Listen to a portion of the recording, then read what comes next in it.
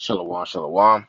First and foremost, as always, Allah to give all praise, honor, and glory unto Yahweh, Bahashem, Yahweh Shai, and peace and blessings unto the elect. All right, so I want to do this lesson on how if we endure unto the end, that we will be increased just like Job. Because we all should be familiar with the story of Job and what happened to him, how the Heavenly Father brought upon evil, brought evil upon Job. Or to the point to where Job, he lost his children, riches, his wife. His wife kind of spazzed out a bit, and also Job, what was brought upon Job was skin conditions as well. But then after Job enduring all those things, he got increased at his last end, and that's what we're hoping. All right, we're hoping that we get increased at our last end, contingent upon us enduring to the end. All right, because that's what Job did. Our Job endured. This is Job 5 and verse 10 in the NOT. It says, for examples of patience and suffering, dear brothers and sisters, look at the prophets who spoke in the name of Ha Adawan. That's right. So, man, you're gonna go through sufferings in this faith. All right, you have the honey, and you also have the bitter of this truth, like it says in Revelation, the 10th chapter, and also in the book of Ezekiel. So not everything is always gonna go easy peasy. Okay, you're gonna go through adversity in this faith, right? Verse 11, we give great honor to those who endure under suffering. For instance, you know about Job, a man of great endurance. See, he was a man of great endurance. And because it was one thing after the next with Job. Or when you read within the first couple of chapters, it was just one thing after the next. All right, his children died, all of his sheep, all of his animals that he had died. It was just a whole bunch of things that was going on with Job. But yet Job still held his integrity as it stated, right? And that's the same thing that should happen with us. Or although one thing may happen to us one after the next, we still have to maintain our integrity in the Most High. Although the Most High may bring you to the brink of death, man, we still have to maintain our integrity in the Most High because that's the Heavenly Father proving us. Or like it says in Sirach, the 6th chapter, let me get it real quick. It says in Sirach, the 6th chapter, thou wouldest get a friend, you have to prove him first. Sirach, chapter 6, and verse 7. It says, if thou wouldest get a friend, prove him first, and be not hasty to credit him. And that's what was happening with Job. Or he was being proved because Satan, he told he told the Mosai the only reason why Job fear you and obey you is because you blessed him. So let's just put Job to the test and let's see if he's still going to if he's still going to remain loyal to you when you take everything away. And that's what Job did. Or Job remained loyal to the Heavenly Father, although the Mosai took away everything from Job. And that's an example of what we should follow. Although or you may be late on your car payments, I mean it's about to get totaled. I mean the repo man is about to come and take it. You remain with your integrity. The Heavenly Father could have it to where somebody in your family or one of your close friends gets some money and they throw you money to pay it. And now your car and now you still have your car. But in the midst of all that, you're like, yo, man, the Most High, man, the Most High not with me, man. I mean, wow, the Most High do this to me. He know that I gotta have the car and this, that, and the third, this, that, and the other. And Heavenly Father's gonna be like, you know what, man, forget this guy, right? Because he didn't. Why? Because he didn't remain loyal. Our Heavenly Father may have your rib leave you, and you cursing out the Most High, man. That's the love of my life, and da da da da. Hey, the Heavenly Father, he might have was about to throw you a better a better rib. But now here you are, you cursing out on the Most High. The Most High is like, man, I ain't gonna give this guy shit. because look at how he acted when I was just trying to prove him. So you have to pass the proven process, which that's what we go through continually every single day. So back to James 5:11, it says, "We give great honor to those who endure under suffering." For instance, you know about Job, a man of great endurance. You can see how the one was kind to him at the end. For the Mosai is full of tenderness and mercy. See that? It's just that we can see how the one was kind to him at the end, because what happened? Our Job got increased at his last end. Which that's what it says. If you endure chastisement, if you endure the sufferings, that's what's going to happen. You want to get increased at your last end. Sirach 2 verse 1, it says, "My son, if thou come to serve Hadawan, prepare thy soul for temptation." That's right. And that's what happens when you come to serve the Heavenly Father and the Son. Or you have to prepare your soul for temptation. And that's what happened with Hadawan, Yahweh Shai, right? You read that in Matthew 4. As soon as he got baptized, what happened? He got led up by the Spirit in the wilderness to get tempted of the devil, of the spiritual demon Satan. As soon as he was about to start on the ministry, and then depending upon who you are, the same thing happens to you. Like for example, I remember man, when I first found out I was Israelite and I was really trying to learn and get it. This was before I was watching any camps. Man, Heavenly Father was plaguing me like crazy.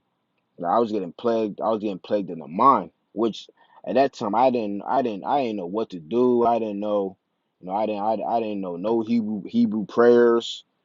I didn't have no brothers, because like I said, this was before I joined the camp. This was before I was even watching camps, and I was getting plagued, in the mind continually.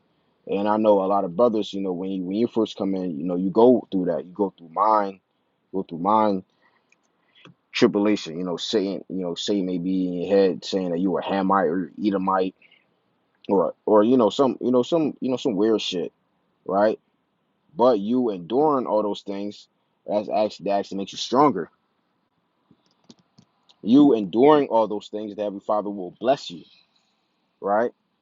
So when you first come to serve an Heavenly Father, hey, look, just know that your ass is going to be getting jacked up, and the reasons why is to make you gold, or make you come out as pure gold.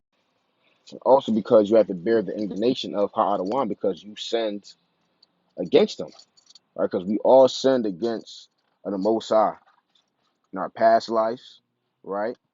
So, and also right before we came in to the faith, we were sinning against the Lord.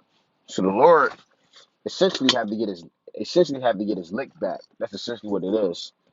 I mean, the Heavenly Father is getting his lick back, but that's to our advantage. That's to our benefit as well, though, because that's going to make us better servants. That's going to make us better men of the Lord. That's the whole purpose. Then on top of that, every man has to go through adversity anyway, just so that we can come out as men, you know. Because when being here in Babylon, I mean, you don't really like go through anything. Babylon just keeps you simple. So when you come into the faith, if you are a new brother in the faith, the Heavenly Father have to spank that. He has to spank that simplicity out of you. The Heavenly Father had to spank that simplicity out of you. Because when we all come into faith, man, we're all simple. We're all simple as ever. And then the Most High brings us through that fire, and then that simplicity leaves us. Let me get this real quick. In Job, this is Job the 23rd chapter, and I'm gonna start at verse 10.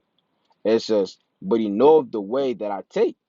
When he had tried me, I shall come forth as gold." See that? So when we're tried, we want to come forth as gold. Because gold, we all know that gold has to go through that fire, so that all the impurities can be purged out of that gold, so that it can come out looking shiny, right, and looking perfect, like a masterpiece. And that's what the book of Ephesians says that we are a masterpiece. And if somebody is sculpting a statue, man, they have to chip away of all, of all the stone that's in the way of making that masterpiece perfect. And that's what the Heavenly Father is doing with us. He's chipping away of all the impurities that are not making us profitable men of the Lord, profitable servants. All right, so I'm reading again. It says, but you know of the way that I take. When he have tried me, I shall come forth as gold. Let me go into that word for try real quick. Try to examine. See that? To examine. To scrutinize. See that? To test, prove, try of gold. Persons the heart. The heart. See that's to make a trial. So that's what we have to go through so that we can become that gold.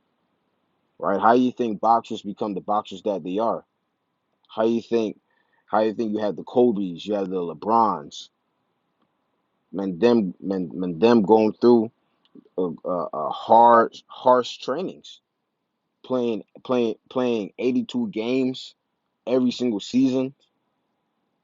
I mean, going through all them losses, going through all that pain, and when they finally win that championship, what happens, man? It feels great, and that's what's going to happen. How I decide when we get that crown, we want to be like, damn, man, all that, man, all that hell, it was worth it. See what I'm saying? So back to Sirach 2 and verse 2, it says, set thy heart aright, meaning your mind, all right, get your mind right, and constantly endure, and make not haste in time of trouble. Here's the point, verse 3, cleave unto him, and depart not away, that thou mayest be increased at thy last end. See that thou mayest be increased at thy last end. So that's what we're looking for. We're looking to be increased at our last end. Everything that we done, everything that's gotten taken away from us, or everything that we lost, we're going to get it back, and then some. So now let me go ahead and get that in Job. This is Job 42 and verse 10. And Yahweh turned the captivity of Job when he prayed for his friends. Also, Yahweh gave Job twice as much as he had before. See that? So the Heavenly Father gave Job twice as much as he had before. He got increased at his last end. Then came there unto him all his brethren and all his sisters, and they, it says, and all they that had been of acquaintance before, and did eat bread with him in his house. And they bemoaned him and comforted him over all the evil that Yahweh had brought upon him. Every man also gave him a piece of money, and every one an earring of gold. So Yahweh blessed the latter end of Job more than his beginning. See that? He got increased at his last end. For he had 14,000 sheep, and 6,000 camels, and 1,000 yoke of oxen, and 1,000 she asses. So, man, Heavenly Father just decked Job out. Remember, back in intro, you may be thinking like, oh, well, this ain't riches. Well, this is riches. This is Genesis 13 and 1. And Abram went up out of Egypt, he and his wife, and all that he had, and Lot with him to the south. And Abram was very rich in cattle and silver and in gold. And that's what Job was getting, man. All his friends was giving him a piece of gold, some money, and the Heavenly Father gave him thousands of animals. So the Heavenly Father made Job rich. He was filthy, filthy rich. Verse 13. He also had 7 sons and 3 daughters, and the Heavenly Father gave him more children. See? So the Heavenly Father increased Job at his last end for what? Enduring. So that's what happens when you endure. This is why these things are written. Pursuant to Romans 15 and 4. It says what? Let's go ahead and grade it. Romans 15 and 4, it says, for whatsoever things were written aforetime were written for our learning, that we, through patience and comfort of the scriptures, might have hope. See, that's all these things that are written aforetime, we ought to look at that so that we can apply it to our lives. Man, I see that Job, Job endured and he got increased. So if I do the same thing is going to happen to me too. See? And that's ultimately going to happen pre-kingdom and also when the kingdom of heaven is established. Right? Because in Jacob's trouble, The Heavenly Father is going to deck out his men as well. And that can happen now. You know, the Heavenly Father throw us a few things here and there, just enough to get us by in America in captivity. All right, so I'm going to end on there. Yahweh Tazah. You few brothers and sisters were edified. Till next time, Shalom.